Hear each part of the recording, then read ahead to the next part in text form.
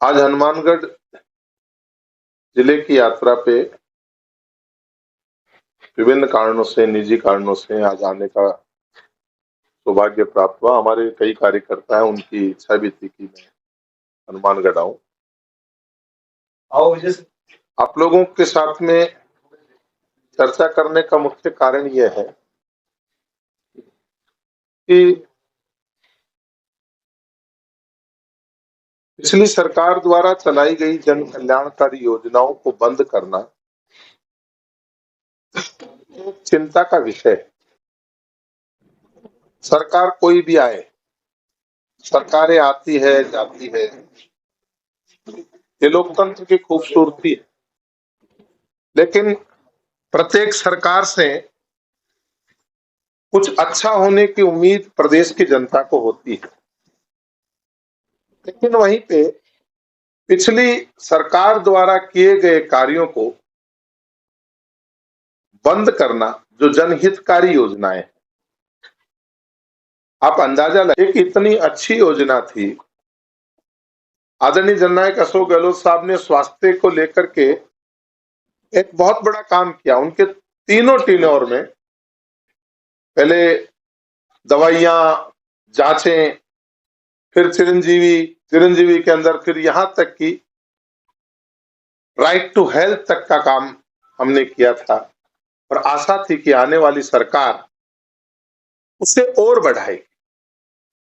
जनता अपने स्वास्थ्य संबंधी समस्याओं के लिए आश्वस्त हो चुकी थी कि अब राजस्थान वासी भगवान की दी हुई मौत से तो मर सकते हैं, लेकिन बीमारियों के इलाज के कारण चलते नहीं मर सकते। आज वो चिरंजीवी योजना बंद हो गई। किसी के भगवान ना करे ऐसी ट्रेजेडी हो जाती थी, उसी चिरंजीवी के माध्यम से 10 लाख रुपए का उस व्यक्ति को जब मिलता था, हम गए हुए व्यक्ति को वापस नहीं ला सकते, लेकिन उसको 10 लाख रुपए उस बीमा के तहत वापस मिलते थे, तो उस परिवार के बच्चों के पालन पोषण की जिम्मेवारी वहन करने की एक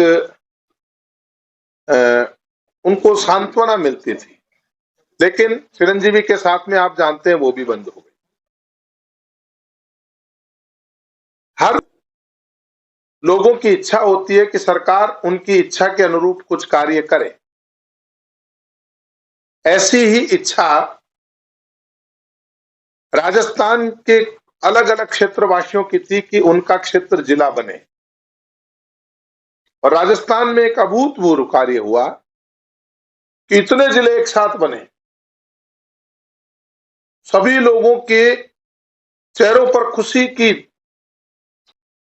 जो खुशी थी वो आप देख सकते हैं किस तरह की खुशी थी।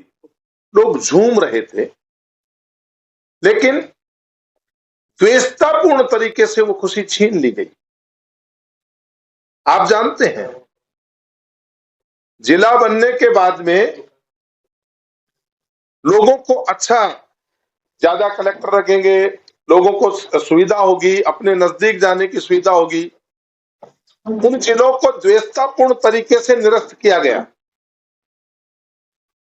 उसके पीछे क्या कारण रहे? कोई मापदंड निर्धारित किया हो सरकार ने? हमारा जिला बनाने के मापदंड तो तय थे कि जनता की इच्छा थी, उन्होंने डिमांड की थी, कई वर्षों से वो इस चीज की डिमांड कर रहे थे कि जिले बनने चाहिए। लेकिन जिलों को निरस्त करने के लिए कौन सा मापदंड मुख्यमंत्री जी ने अपनाया? खाली द्वेषतापूर्ण मापदंड था या कोई क्राइटेरिया फिक्स किया था कि साहब ये क्राइटेरिया फिक्स करते? वो कमेटी ने क्या काम किया? किस कारण से जिले निरस्त किए गए? इसका जवाब आज तक नहीं दे पाए। तो लोगों में बड़ा रोष व्याप्त है। जन कल्याणकारी योजनाएं बढ़नी चाहिए थी। एक बहुत बड़ा झूठ राजस्थान की जनता के साथ में बोला गया कि साहब हम गैस सिलेंडर के ऊपर जो है वो कितना 450 500 कितना कर देंगे। मुझे नहीं लगता, आप हमारे जिले में तो नहीं हुआ, इधर हुआ क्या है? आप देखिए किस तरह का झूठ बोलना। आप स्वयं जानते हैं। तो कहने का मतलब यही है, प्रदेश की जनता में पूरी तरह से रोष व्याप्त है। महिलाओं के प्रति अत्याचार की घटनाएं बढ़ी है।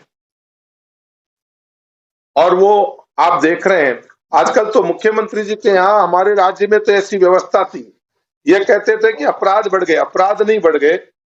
हमने कह दिया था कि एफआईआर प्रत्येक व्यक्ति की लॉन्च की जाएगी, दर्ज करना ही होगा, ऐसा अनिवार्य कर दिया था कि एफआईआर सबका अधिकार है। वर्तमान में तो एफआईआर ही नहीं होने देते।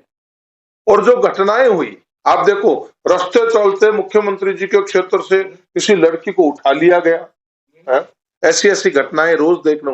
इसका मतलब आज पूरा राजस्थान में स्थिति ठीक नहीं है और हम इस संदर्भ में बात करेंगे और आम लोगों का अधिकार उनको मिले, सरकार को जनता के हित के कार्य करना चाहिए।